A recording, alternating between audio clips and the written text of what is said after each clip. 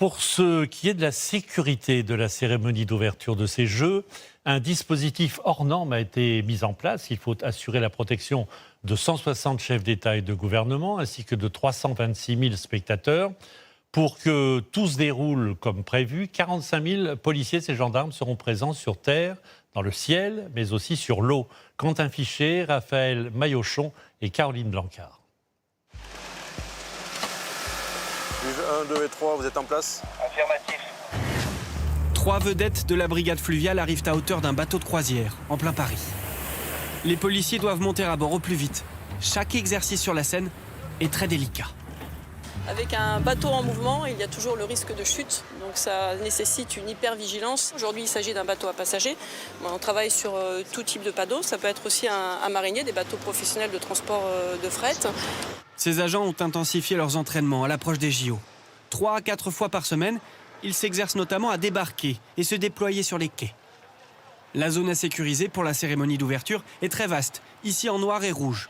Plus de 6 km le long de la Seine, au milieu de la capitale. Le dispositif est donc inédit. Pour la première fois, les forces de la BRI, du GIGN et du RAID travailleront ensemble.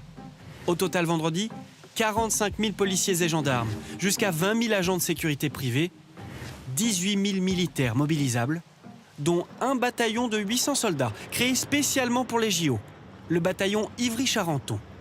Cette patrouille en fait partie. Voici Chao, l'un des chiens d'intervention. Il sait jauger le danger ou pas, et puis après il m'écoute aux ordres. Si l'individu est armé, on peut l'envoyer au mordant, donc il effectuera une morsure à la jambe ou au bras.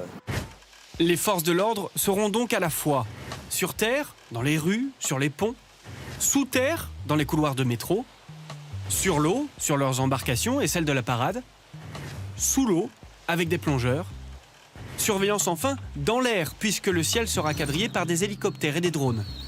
Jamais un tel événement en extérieur n'a été organisé, le danger peut donc venir de partout. Ça part de l'infiltration de plongeurs pour détruire un bateau, ou alors d'un drone qui viendrait larguer une charge explosive.